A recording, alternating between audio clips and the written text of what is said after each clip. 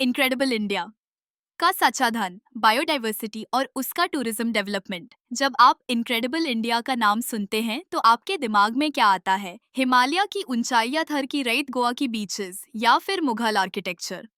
लेकिन एक चीज जो अक्सर ओवरलुक हो जाती है वो है इंडिया का बायोडाइवर्सिटी।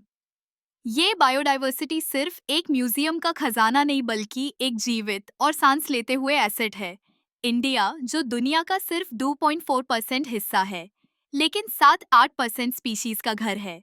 सोचो, 1.4 बिलियन लोगों का देश, जहां 1000 से ज्यादा एनिमल्स और 45,000 प्लस प्लांट स्पीशीज हैं।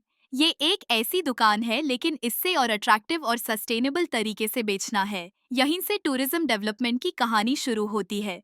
इंडिया का बायोडाइवर्सिटी हॉटस्पॉट, एक क्विक टूर हिमालयन रीजन। ये सिर्फ स्नोफॉल और स्कीइंग के लिए नहीं है।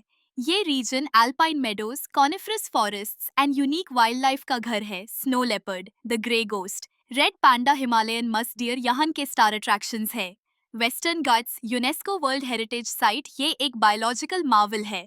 एंडेमिक स्पीसीज का खजाना है, मतलब ऐसी स्पीसीज जो दुनिया में कहीं और नहीं मिलती। नॉर्थ ईस्टर्न फॉरेस्ट्स, इस रीजन को इंडियाज ग्रीन लंग्स भी कहा जाता है। वेटलैंड्स एंड मैंग्रोव्स, संडरबैंस, दुनिया का largest delta and mangrove forest. Biodiversity को टूरिज्म डेवलपमेंट से कैसे जोड़ा जाए? Eco tourism, adventure tourism, agri tourism, wellness tourism और कल्चरल टूरिज्म के जरिए। इको टूरिज्म का मतलब है responsible travel to natural areas that conserves the environment, sustains the well-being of the local people.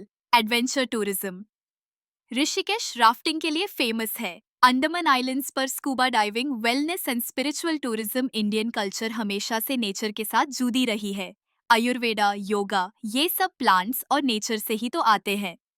Cultural and educational tourism, ऐसे की India के tribal and indigenous communities का नेचर के साथ का रिश्ता हजारों साल पुराना है।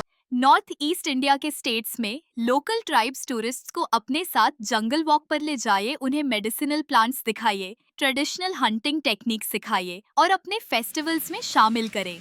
हर एक बायोडाइवर्सिटी रिच एरिया में यूनिक एक्सपीरियंसेस क्रिएट किए जा सकते हैं, लेकिन कुछ चैलेंजेस भी हैं, जैसे इंफ्रास्ट्रक्चर की कमी, रिमोट बायोडाइवर्सिटी रिच एरियाज तक पहुंचना मुश्किल है, रोड्स, इलेक्ट्रिसिटी, सैनिटेशन और कम्युनिकेशन फैसिलिटीज का अभाव है।